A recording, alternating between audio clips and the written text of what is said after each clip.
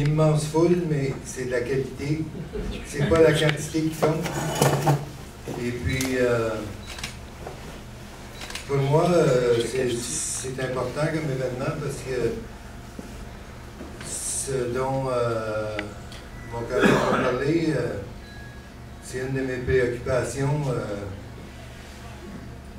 Et je sais que dans la région, il y a beaucoup de monde qui se préoccupe du bien-être des aînés, des personnes handicapées, de tous les groupes qui, normalement, dans une société malade comme la nôtre, sont laissés pour compte. Et puis, Peter, c'est champion de cette cause-là. Il a réussi à monter en Colombie-Britannique, à regrouper toutes sortes d'organismes. Puis, en tout cas, il peut vous raconter ses phénomènes.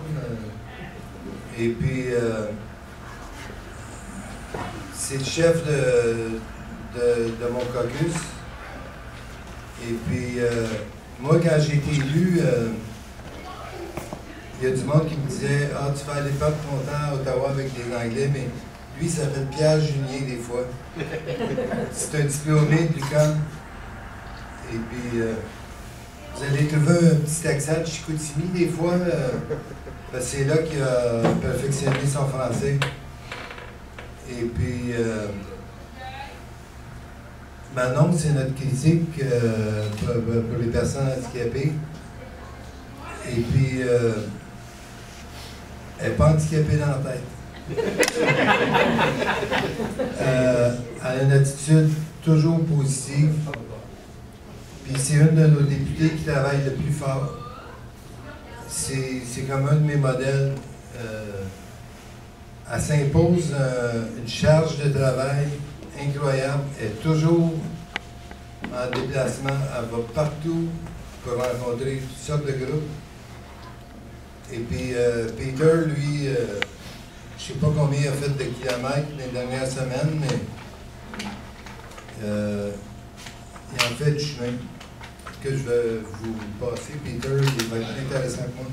Peut-être Manon d'abord. Oui. Peut-être Manon. Poli, excuse-moi Manon. Elle était polie avec ma préférée. Merci Marc-André. Bien, bonsoir à tous. Ça me fait énormément plaisir d'être ici. Je disais justement après-midi à Marc-André que souvent, je pense par ici, parce que ma sœur, elle habite en Abitibi, mais j'arrête jamais. Fait qu'aujourd'hui, j'ai pris ma journée pour visiter le coin. Vous avez un très beau coin, c'est magnifique. Oui, oui, hein? C'est vrai. Et puis, tantôt, Marc-André disait que j'étais porte-parole pour les personnes handicapées au niveau fédéral. Donc, naturellement, si je suis ici ce soir, c'est parce que je suis en train de travailler sur, naturellement, sur notre prochaine plateforme électorale. Donc, pour ce faire, puis pour être sûr d'avoir qu'est-ce qui se dit alentour des tables de cuisine, j'ai besoin de rencontrer des gens. Fait gênez-vous pas. Après, un coup que Peter va avoir terminé sa présentation, si vous voulez me parler directement d'une problématique que vous vivez, que ce soit avec vos enfants, vos grands-parents ou en tant qu'aidant naturel, je vais être là et puis je vais prendre des notes, ça va me faire plaisir de vous jaser. Donc, merci beaucoup d'être présent. Au revoir. Merci.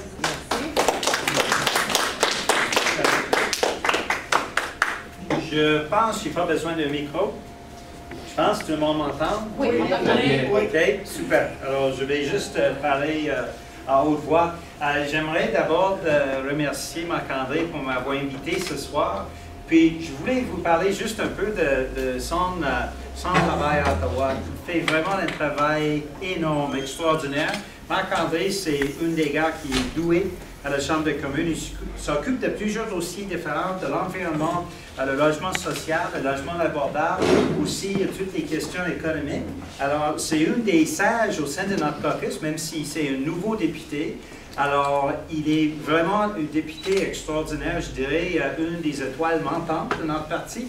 Donc, je voulais juste remercier Marc-André pour son excellent travail ici.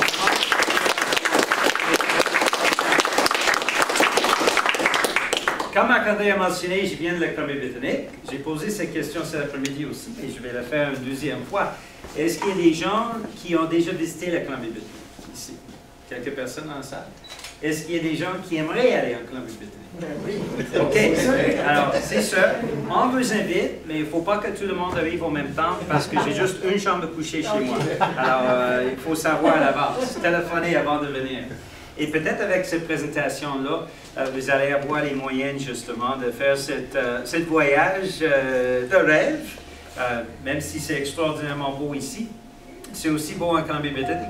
Alors, faire ce voyage de rêve dans les prochaines années, parce que la très grande majorité des familles qui pourraient bénéficier de ces crédits d'impôt ne savent même pas que ça existe et ils ne savent pas non plus comment aborder ces crédits d'impôt. Alors, l'idée ce soir, c'est de vous informer, mais aussi, justement, on vous demande d'informer vos voisins, les membres de votre famille, les amis, parce que là, il y a des millions de dollars qui devraient rester dans les poches des gens d'ici dans les Laurentides qui s'en vont plutôt à Ottawa parce que les gens ne savent pas que ce programme existe. Et malheureusement, depuis que l'NPD a commencé de faire ces présentations-là, on avait beaucoup plus de monde qui réclamait le crédit d'impôt. M. Harper, sa réponse était de couper dans le seul programme d'information qui existait justement pour informer les gens.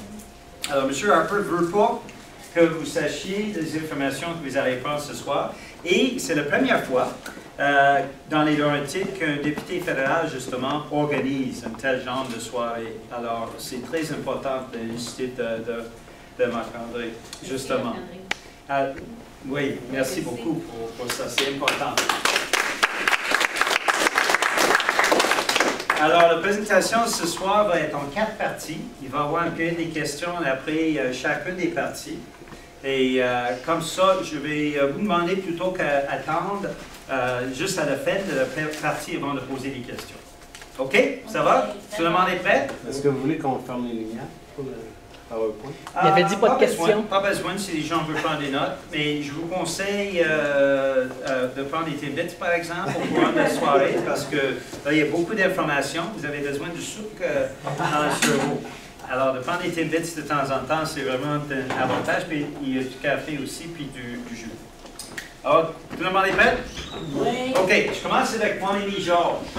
Georges est là avec moi dans mon bureau de circonscription à Burnaby. Je ne veux pas vous empêcher de voir la crème. Je vais peut-être aller plutôt près ici. C'est beau. OK. Puis, je vais juste lire la lettre qu'il m'a écrite. C'est une traduction. J'ai assisté à une réunion présidée par Peter Joey, député de Burnaby de Westminster, au printemps 2009. Il s'agissait d'une séance d'information bien préparée sur le crédit d'impôt pour personnes handicapées. La même présentation que vous allez entendre ce soir.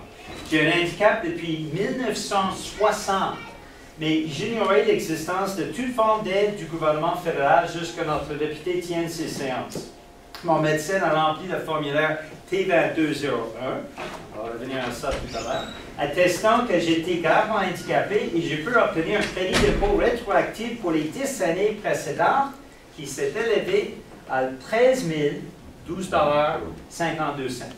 J'ai bien dit 13 012,52 $.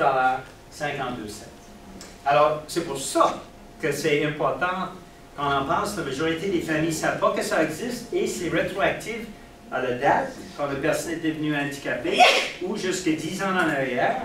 On parle de l'argent en masse qui pourrait revenir ici dans les Laurentides si l'information est diffusée.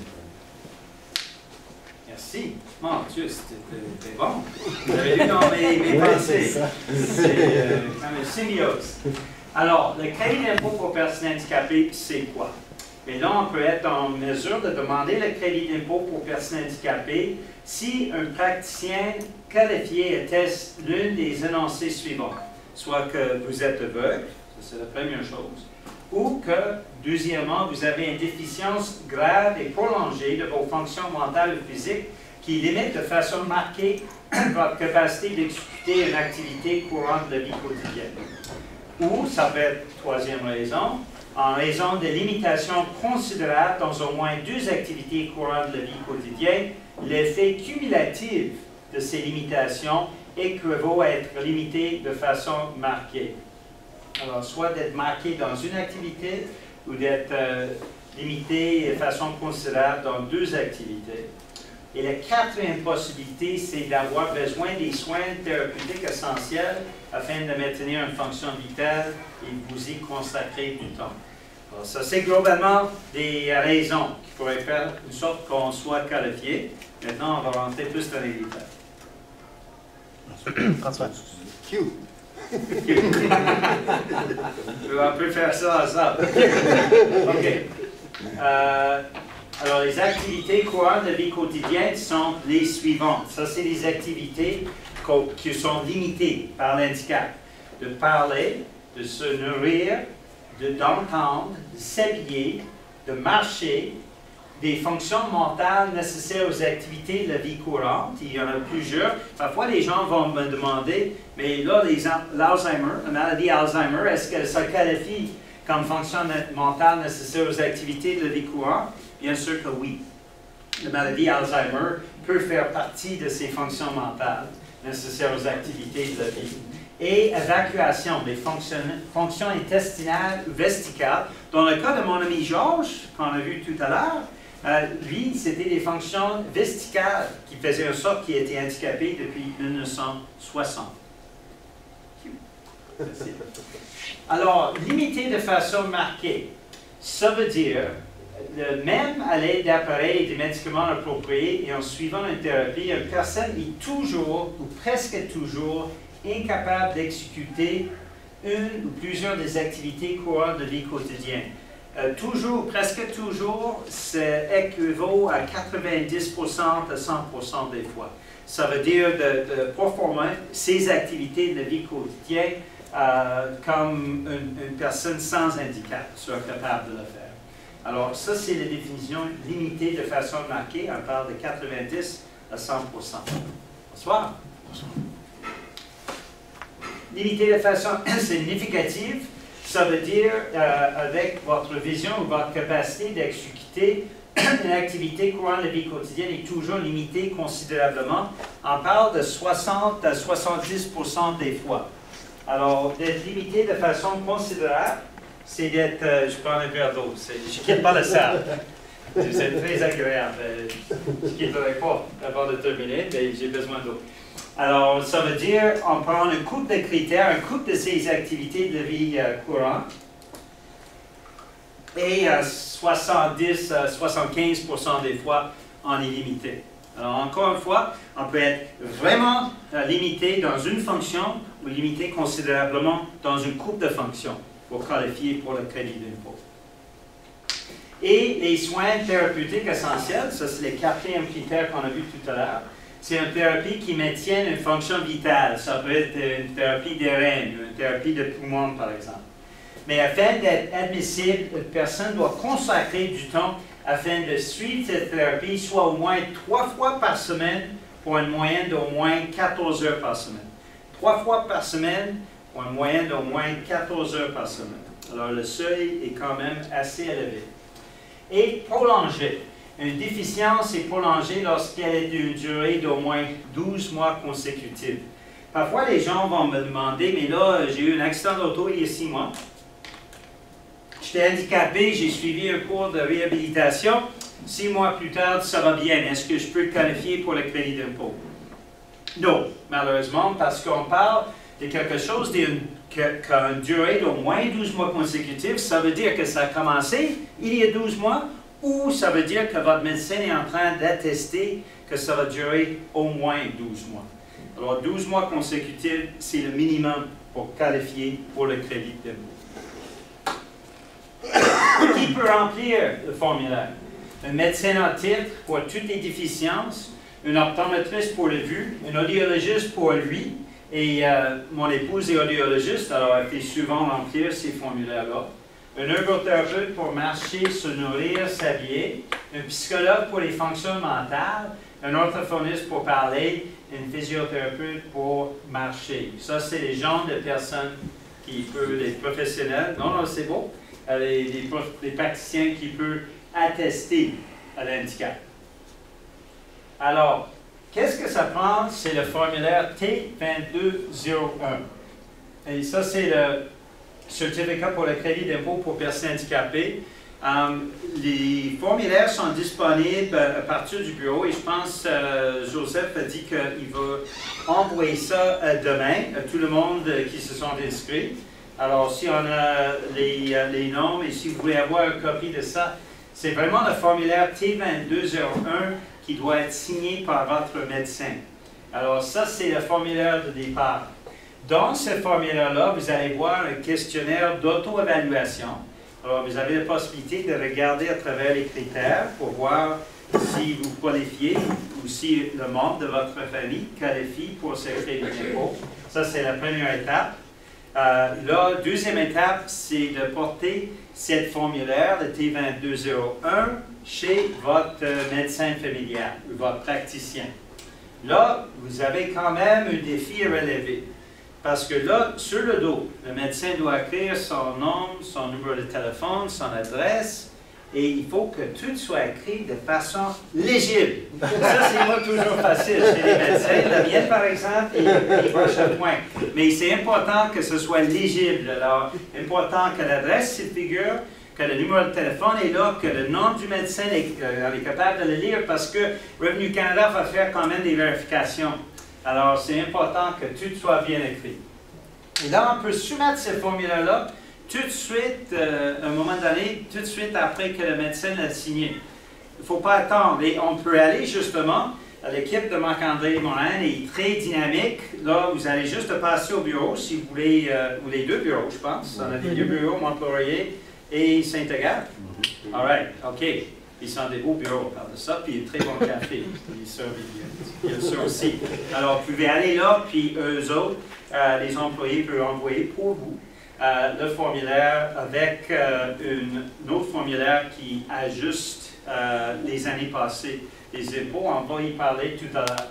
Il ne faut pas attendre, on peut le soumettre à n'importe quel moment de l'année. On se souvient de Georges, hein? On l'a vu tout à l'heure. Georges est venu ce soir-là, il a vu le séminaire, il a mangé beaucoup de Timbits. Mais par la suite, il a attendu 6 mois avant d'aller voir son médecin. Il a attendu 6 mois. Puis là, il a eu le formulaire signé. Il a décidé, mais là, je vais attendre quand même pour mon prochaine année fiscale et de déposer ça avec ses impôts de l'année suivante. Il était handicapé depuis 1960. Alors, qu'est-ce qu'il a perdu en attendant une année? Il a perdu une année d'éligibilité. Ça veut dire qu'il a perdu 1 200 $. On ne peut rien faire dans ce cas-là. Revenu Canada, c'est 10 ans en arrière pour l'instant.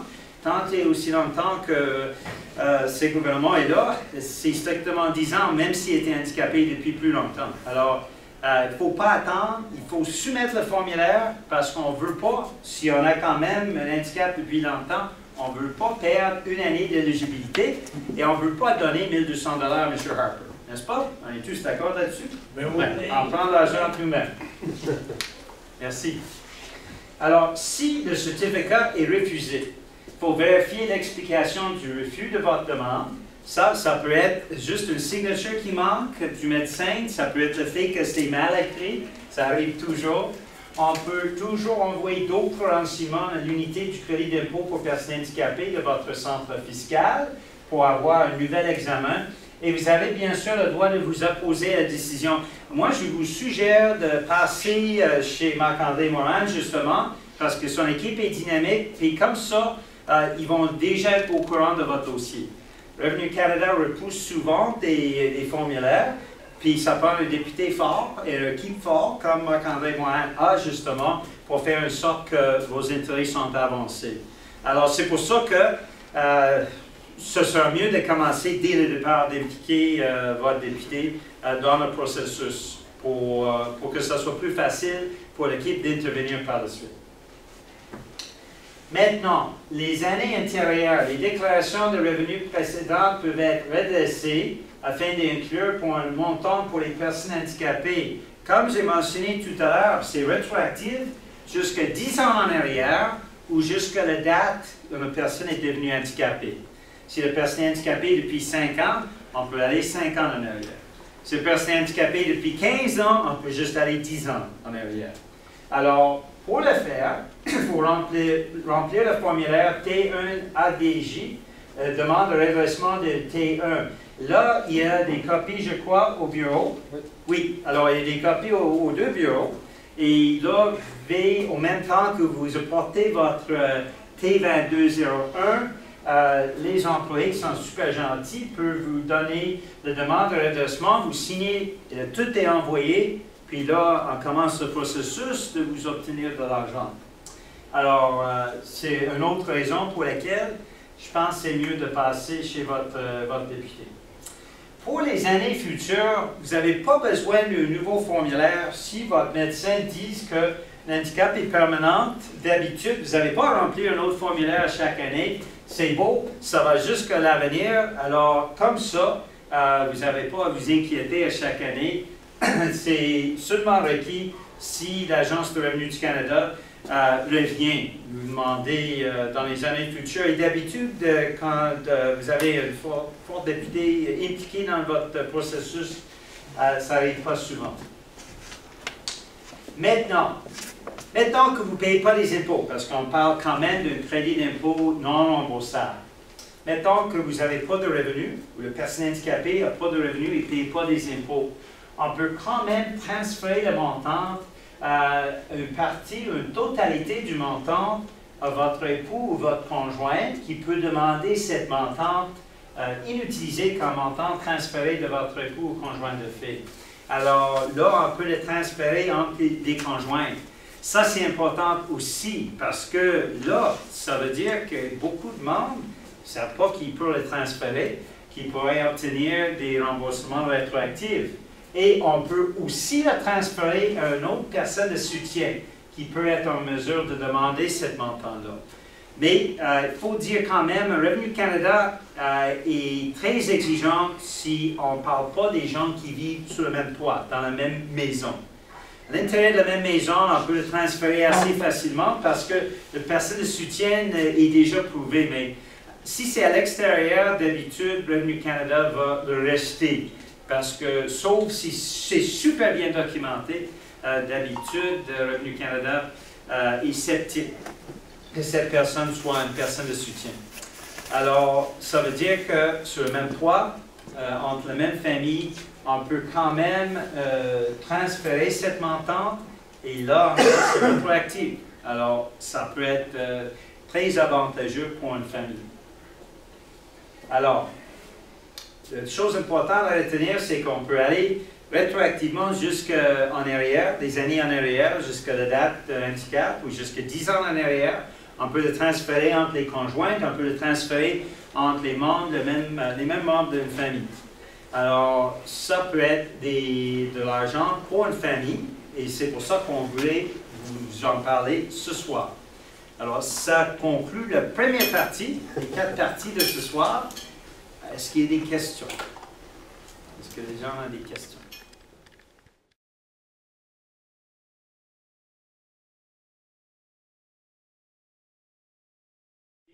Je vais vous expliquer comment vous pouvez obtenir jusqu'à 90 000 $ du gouvernement fédéral. 90 000 $. Est-ce que vous me croyez? Non. Personne ne croit. On a mangé des Timbits ensemble, puis j'ai quand même pas de qualité. OK.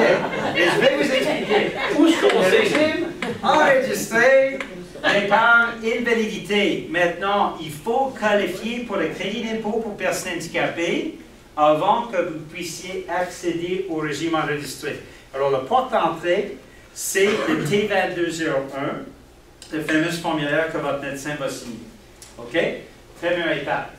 Deuxième étape, c'est aller voir votre institution financière. Et ce n'est pas toutes les institutions financières qui sont au courant de ce programme-là.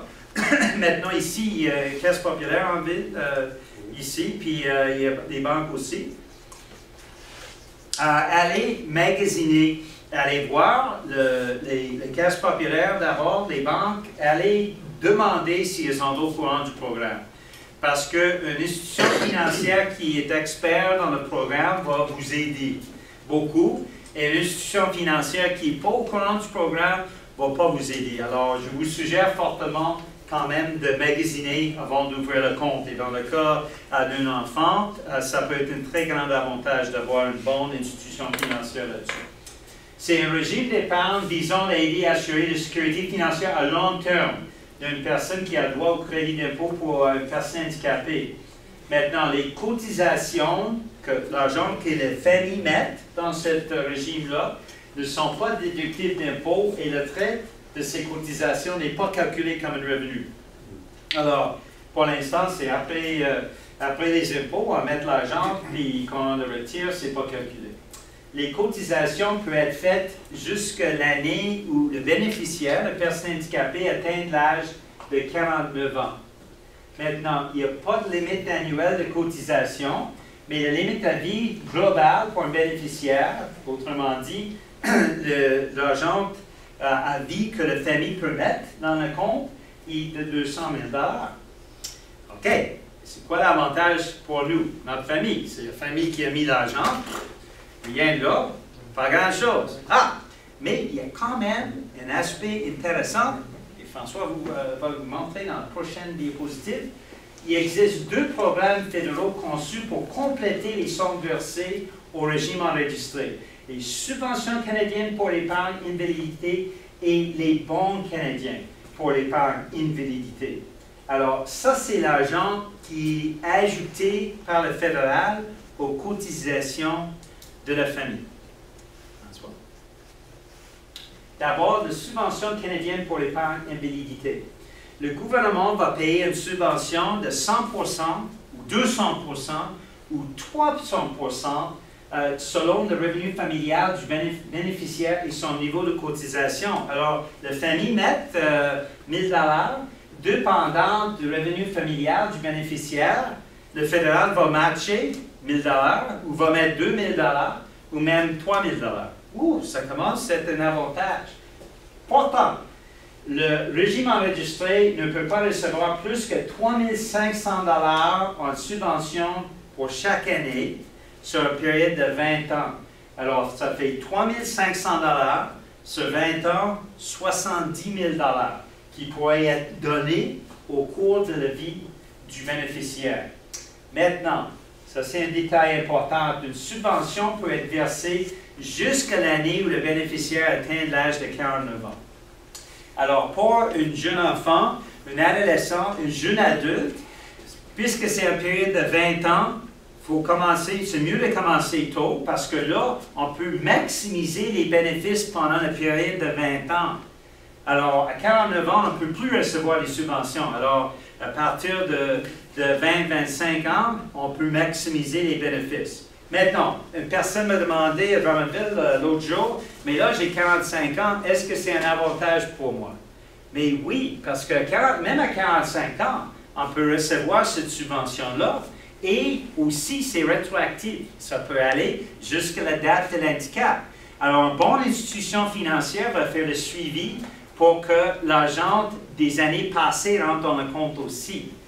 Alors, ça peut être un avantage, même si quelqu'un est dans la quarantaine. Et c'est quelque chose qui peut faire vraiment une différence pour une jeune, une adolescente, un jeune adulte. Mais ce n'est pas juste ça. Il y a aussi la Banque canadienne pour l'épargne invalidité. Et ça, c'est les bons fondés sur le revenu qui pouvaient atteindre 1 000 $ par année, peu importe le montant cotisé.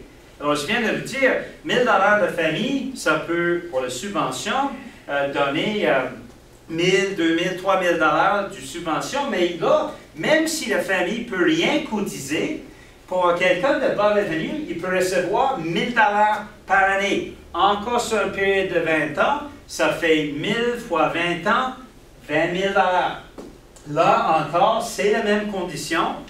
Les bons cessent à l'année où le bénéficiaire atteint l'âge de 49 ans.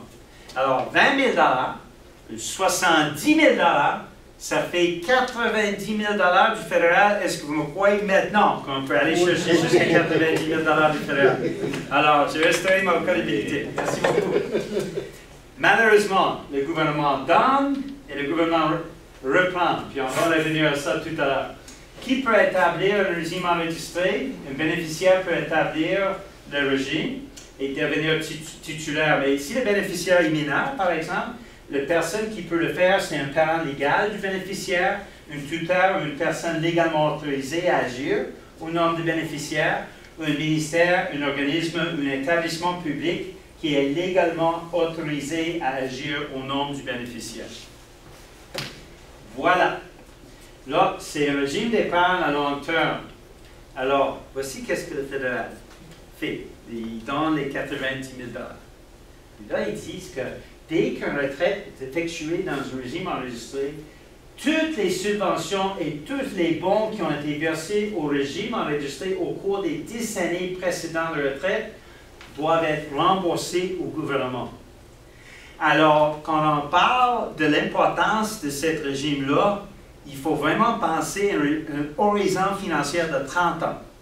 Parce que là, ça prend 20 ans pour maximiser les bénéfices et ça prend un autre 10 ans pour ancrer tous les bénéfices dans le compte. À partir de 10 ans après la dernière subvention et le bon a été versé, là, on peut retirer sans pénalité.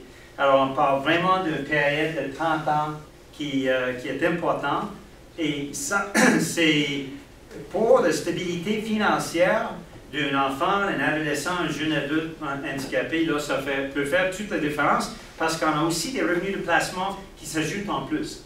Alors, la famille peut verser un certain montant, mettons 20 000 $ pendant 20 ans, mais là, le fédéral, en plus, verse 90 000 $, plus on a des revenus de placement. On peut parler d'un montant de 150, même 200 000 qui résulte d'un petit investissement de la famille. Alors, c'est une façon très importante de soutenir les personnes handicapées dans notre famille. Alors, ça, c'est la deuxième partie. Merci pour avoir...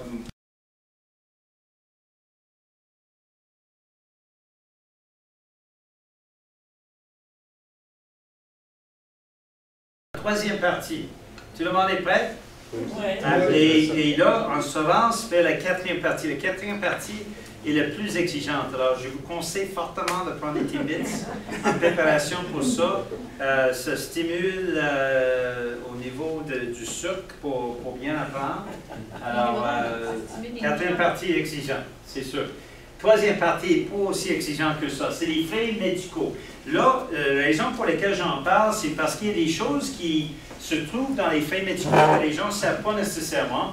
Là encore, c'est rétroactif. Alors, pour les gens qui n'ont pas déposé ces genres de frais médicaux, c'est avancez-y bien. Mais c'est un crédit non remboursable. Et c'est un formulaire, comme vous savez, un peu compliqué.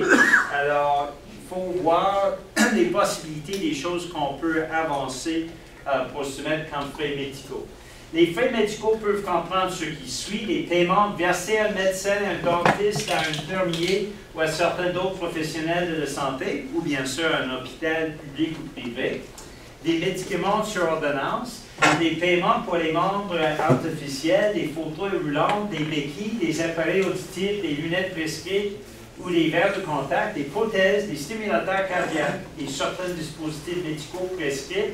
Puis là, dans l'Agence de revenus du Canada, ils ont toute une liste exhaustive de plusieurs pages qui parlent des frais médicaux. Alors, je vous conseille d'aller là ou sinon de demander à l'équipe de Marc-André, justement, de vous fournir la liste.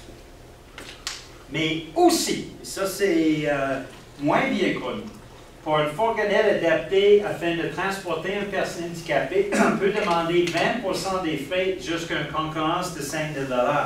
Ça arrive souvent que les gens disent « Hey, coudonc, j'ai fait il y a 2 ans, je ne savais même pas que ça comptait comme frais médicaux. » Alors, pour les gens qui ont adapté les fourgonnettes, là, justement, on peut soumettre des frais médicaux. Là, c'est vraiment pour l'idée que pour une personne en fauteuil roulant, que ce soit plus accessible. Alors, il y a quand même cette qualification-là pour que ce soit pour transporter une personne handicapée qui est en fauteuil roulant. Là aussi, les frais supplémentaires liés à la construction et la rénovation de la résidence principale afin de la rendre plus facile d'accès ou fonctionnelle, ou afin de permettre une plus grande mobilité. Ça aussi peut être demandé comme frais médicaux.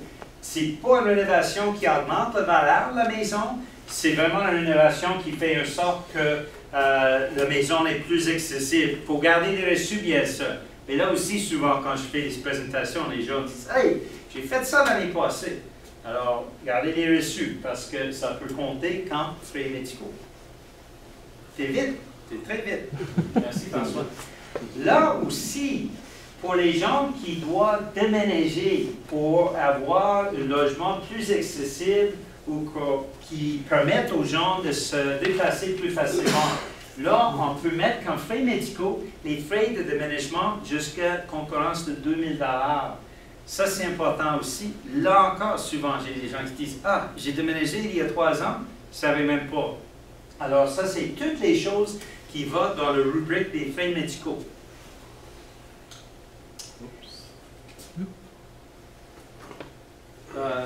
Celui-là, c'était... Frais médicaux plus. Oui, ok, voilà, super. Qu'est-ce qui n'est pas compris dans les frais médicaux? Les frais d'adhésion à un centre de conditionnement physique, des appareils pour les tensions artérielles, des primes versées à un régime de chance maladie payés par l'employeur, des programmes de santé, des aliments biologiques. Qui mange des aliments biologiques ici? Oui? OK, malheureusement, ça ne compte pas comme frais médicaux. Mais là, la différence de prix pour quelqu'un qui a une allergie au gluten, par exemple, différence de prix entre le nourriture sans gluten et le nourriture normale, ça peut compter comme frais médical. Alors, quelqu'un qui a une allergie au gluten, il peut soumettre, parce que ça coûte très cher, ça peut faire une différence sur la longueur de l'année, parce que ça coûte assez cher des aliments sans gluten. Là aussi, qu'est-ce qui ne compte pas comme frais médicaux? Des médicaments, vitamines et suppléments sans ordonnance. Un système personnel de réponse comme Lifeline, bien sûr. Et si on veut se faire une beauté avec la chirurgie esthétique, malheureusement, ça compte pas comme frais médicaux. Et là, les frais de préposés aux soins. Là, ça peut compter pour les préposés aux soins pour tous les endroits suivants. Un établissement domestique autonome, qui veut dire notre maison. Ça, c'est la façon de parler à Ottawa. Maison de retraite, une maison de santé, une école, une institution, un autre endroit spécial, un foyer de groupe au Canada. Et c'est les montants qui doivent avoir été payés pour les soins. Vos soins, ceux de votre époux ou conjoint de fait, ou ceux d'une personne à charge. Alors, les frais de préposés aux soins, c'est important de calculer comme frais médicaux. Là, ça, c'est des dépenses liées au service de préposés aux soins. Alors, ça peut comprendre votre part des salaires et des traitements versés dans un établissement à tous les employés qui effectuent les tâches suivantes. La préparation des repas, le service d'entretien, le service de nettoyage, les soins de santé, des activités comme des activités sociales, les soins de beauté, le transport et la sécurité. Mais on ne peut pas demander le remboursement préposé aux soins pour les montants suivants: le loyer, les aliments, les produits de nettoyage, d'autres dépenses de fonctionnement comme l'entretien des zones communes et des services et traitements versés aux employés qui accomplissent les tâches d'administrateur, de réceptionniste, d'ouvrier, jardinier, de concierge ou de préposé au nettoyage. Alors, le coût des produits, les aliments, le loyer, là, on paye de toute façon. Mais c'est les services de préposés aux soins qui comptent vraiment comme frais médicaux.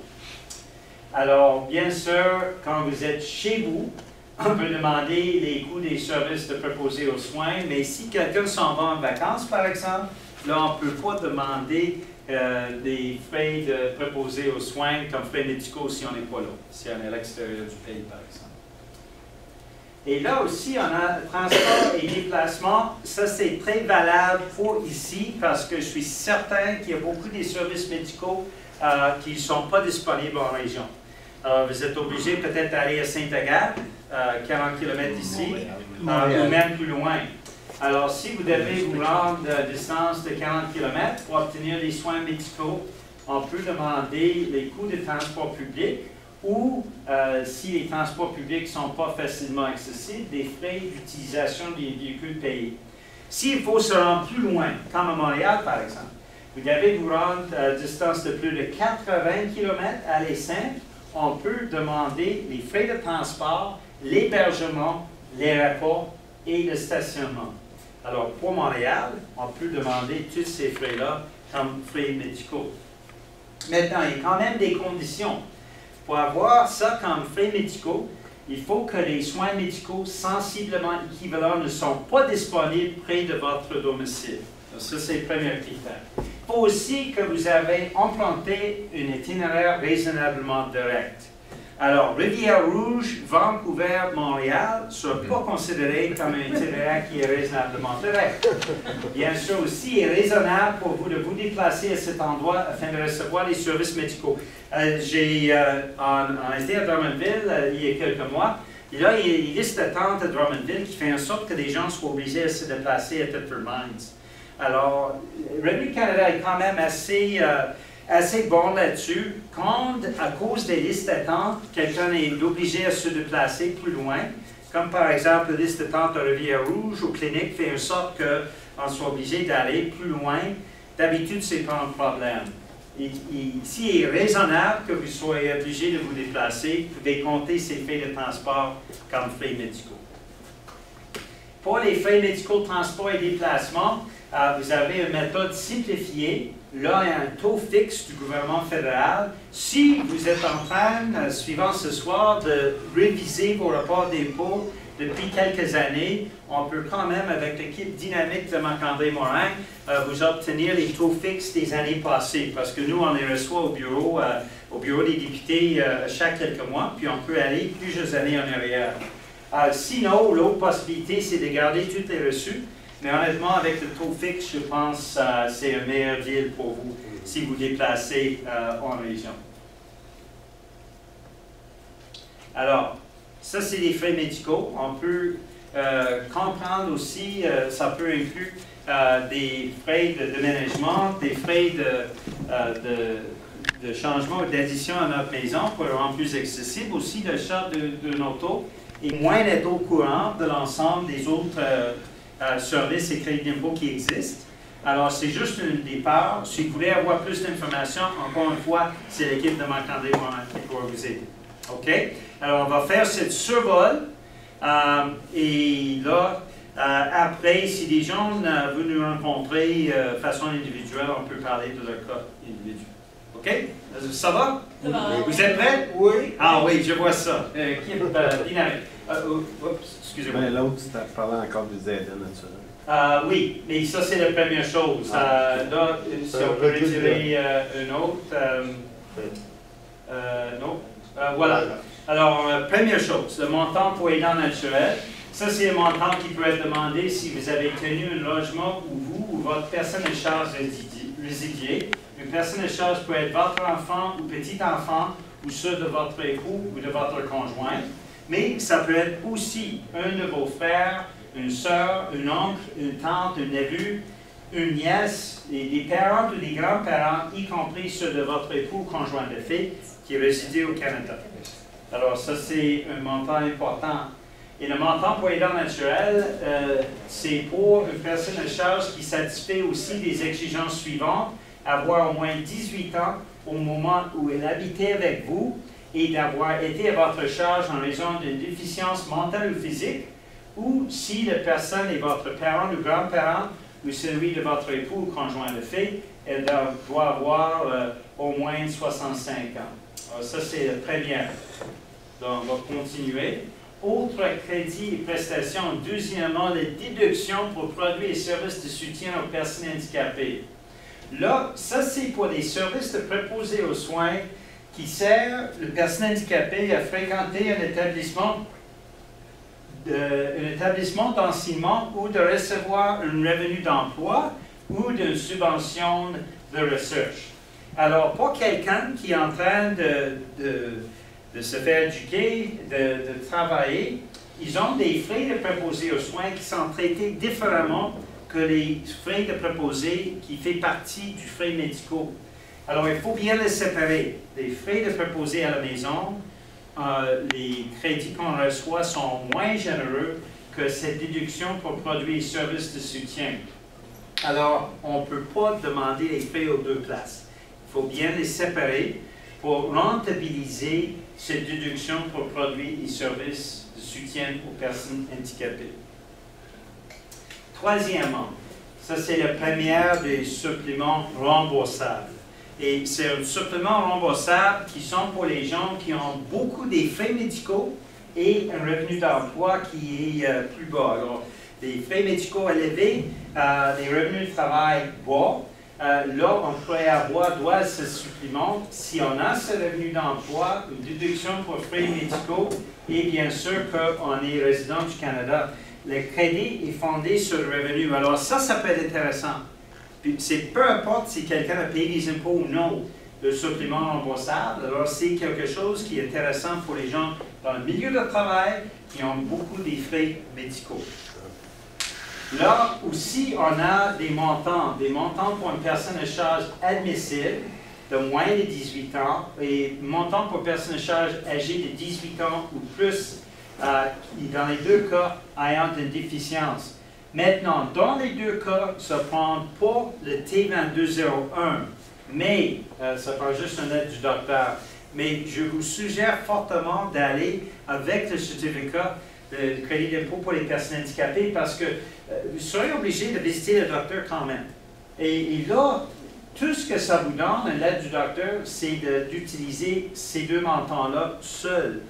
Tandis que le formulaire pour le crédit d'impôt pour les personnes handicapées peut ouvrir les portes à plusieurs d'autres programmes qu'on en vient de voir, justement.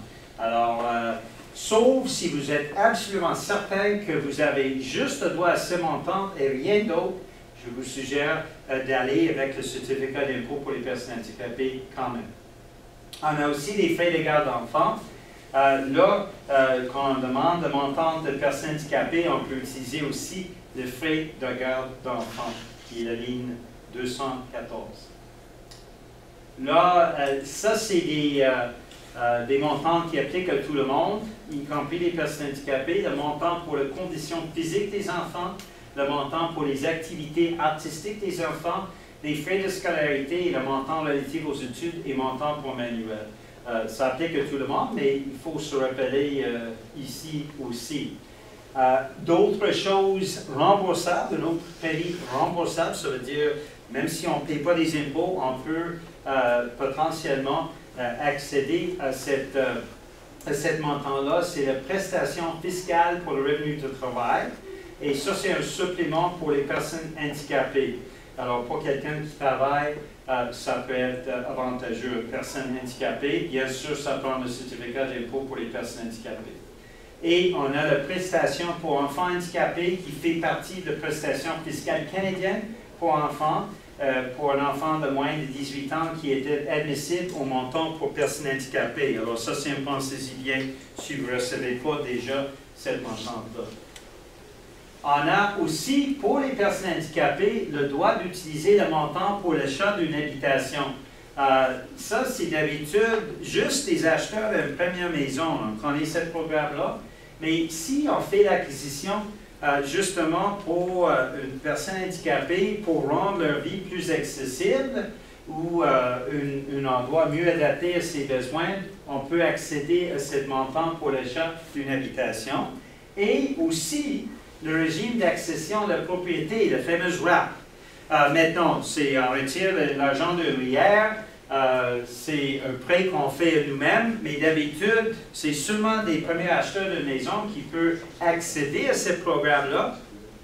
Quand on fait ça pour construire une personne handicapée, là, on peut accéder au programme RAP à maintes reprises. Alors, ça, c'est un avantage qui n'existe pas chez le grand public. Les mêmes conditions s'appliquent. Il faut rembourser l'arrière à l'intérieur de 15 ans. Mais le RAP, pour une personne handicapée, peut être utilisé à quelques reprises.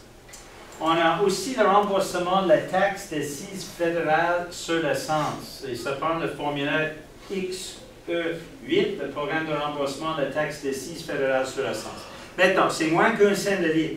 On ne parle pas d'une grande montante. Sauf que, quand vous venez me visiter en Colombie-Britannique, vous allez conduire à travers le pays, vous allez retourner ensuite ici à Rivière-Rouge. Ça fait beaucoup d'essence. Et la réalité, c'est que ce remboursement, c'est peu importe l'usage de cette essence-là. Alors, même si c'est rien que 50 pièces ou 100 pièces par année, ça vaut quand même la peine de faire la demande et recevoir cet argent-là. C'est très peu par litre, mais si on conduit beaucoup, puis on sait qu'on conduit beaucoup en région, ça peut être une centaine de pièces par année. Sur plusieurs années, ça peut être de l'argent. Aussi, on a le remboursement de TPS et de TVH. Un remboursement de TPS, TVH est payable sur le prix d'achat lié à la modification d'un véhicule à l'installation de dispositifs. Alors là, si on achète une voiture, justement, pour le modifier, pour le rendre plus accessible, on peut être remboursé pour le TPS, TVH et en plus, bien sûr, on peut mettre l'argent qui reste pour les frais médicaux. Alors, ça peut être un double bénéfice. Et bien sûr, si on paie le TPS, TVH sur les fournitures et les dispositifs médicaux ou les soins personnels, on peut demander un remboursement de ces montants-là. Alors, là, on a 2 hommes de caverne. Je ne dirais pas de quel parti politique ils viennent, mais ils ne sont pas des néo-démocrates. Je dis ça tout de suite. Il y a un qui dit « Je viens d'inventer le roue », puis l'autre dit « Et moi l'impôt ». Puis la réalité, c'est que le système d'impôt qu'on a, ça nous sert tous.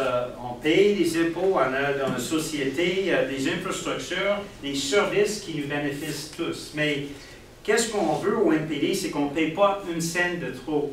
Et là, c'est le problème présentement, parce que l'information n'est pas présente chez la grande population. La classe moyenne, des familles ordinaires sont en train de payer trop, surtout des gens qui ont un membre de la famille qui est handicapé. Parce que les 3/4 de ces familles ne savent pas que tous ces programmes-là existent et M. Harper veut empêcher, incroyablement, mais c'est vrai que M. Harper veut empêcher que les gens en savent. Là, on a une responsabilité de vous informer et faire en sorte qu'ici en région, il y a beaucoup de monde qui fait les demandes et qu'on commence à avoir un puits d'argent, des milliers de dollars qui reviennent dans les Hauts-Laurentides. Alors, c'est pour ça que je remercie Marc-André Morin pour m'avoir invité ce soir. L'information que vous avez, il faut bien la diffuser. Parlons-en avec vos amis, vos voisins, les membres de votre famille. C'est important que cette information soit diffusée de façon la plus large possible. Alors, je voulais vous remercier beaucoup pour votre attention ce soir. On va être disponible pour les questions personnelles après. Et je vous attends dans les prochains mois. À mon adresse à New Westminster, c'est 109 Avenue Glover à New Westminster. C'est juste au coin de la rue Première. Vous allez voir les fleurs en avant, puis nos chiens en arrière-cour. Et j'aimerais juste que vous me téléphonez avant de venir nous rendre visite. Alors, merci beaucoup, puis bonne soirée.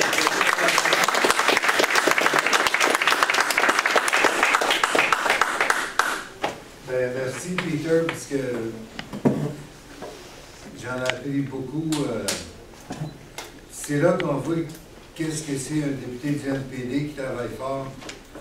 Et puis, en tout cas, j'ai déjà 3 ou 4 personnes à qui je vais devoir parler parce que je sais qu'ils ont besoin de quelque chose dans ça. Et puis, j'ai ma propre sœur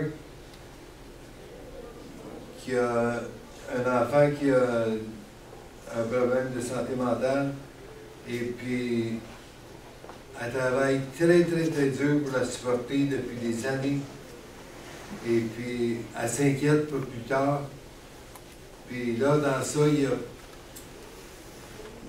C'est certain que les conservateurs, ils ne tiennent pas à ce que l'information circule. Nous autres, on est un peu comme des pirates dans ça. Moi, quand j'ai la chance de ne pas dire quelque chose, je le dis. Parce qu'il faut que ça circule, l'information.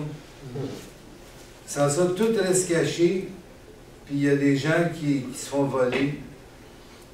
Et puis, parce que c'est du vol, en fait. J'en ai rencontré des centaines de familles qui ont des membres de la famille qui sont handicapés. J'ai rencontré un monsieur, ça m'avait baisé le cœur pendant la campagne électorale en 2011. il m'a expliqué comment il vivait avec l'équivalent d'un salaire de Walmart à peu près. Puis il disait, moi j'ai travaillé toute ma vie, j'ai 77 ans, j'aurais travaillé encore, mais mon médecin me l'a interdit. Et puis j'ai plus le droit de travailler là où je travaillais parce que ma santé est trop détériorée. Il dit, si j'avais pas mes enfants, et j'ai des super bons enfants, et j'ai un fils qui vient dans le bois derrière la maison, il me fait tout mon bois de chauffage pour l'année. L'autre est mécanicien au village, il vient réparer mon auto. Une fin de semaine, ils sont venus toutes les deux, ils ont fait le toit de la maison qui coulait. Et puis, ça n'a aucune raison d'exister dans un pays riche comme on est, parce que de l'argent, il y en a. Dans les 10 dernières années, le fédéral, ils ont trouvé 850 milliards environ que les compagnies ont eu en rabais d'impôts, puis qu'ils ont mis dans leur compte de banque. C'est là qu'il y a l'argent qui manque. Et puis, ils cachent des programmes comme ça qui pourraient aider le monde qui en a besoin. Et ça a besoin d'être dénoncé. Et puis, Peter, il est un peu comme un missionnaire dans ça. Un missionnaire des Timbits. Ouais. Puis, en tout cas, même si ça n'a pas paru long, vous imaginez combien il y a de travail de recherche dans ça. Puis, en tout cas, ben, merci tout le monde d'être venu. Merci encore. Puis, Merci.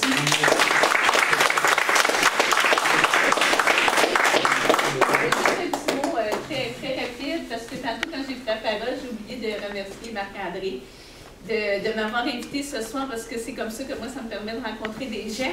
Puis je voudrais seulement mentionner, Marc-André, c'est le député en chambre qui souvent me remplace, je pense que c'est tout le temps. Je pense qu'il n'y a pas une fois que j'ai demandé à Marc-André de faire un remplacement qui me l'a refusé. Parce que souvent, avec des fois, je dois justement me déplacer pour aller rencontrer des gens. Marc-André est toujours très disponible. Juste un petit mot sur Peter, parce qu'on peut pas, je ne peux pas ne pas parler de Peter, que je trouve si adorable. Sauf que je dis souvent, Peter il est adorable, sauf quand que les conservateurs font que des sciences. Et puis, pour revenir à la séance d'information de ce soir, ben c'est vrai que je trouve qu'il y a un gros manque d'information au niveau des personnes handicapées. C'est comme si ces gens-là n'existaient pas. Pourtant, on est quand même, c'est 15% de la population. Donc, c'est quand même une bonne portion de... Puis je trouve que ça vaut la peine d'en parler, puis ça vaut la peine de les défendre. Donc, naturellement, je vais rester un petit peu ici. Si jamais il y a des gens qui veulent me suggérer certaines choses à travailler, bien moi, ça va me faire plaisir. Je vais les prendre en note. Merci.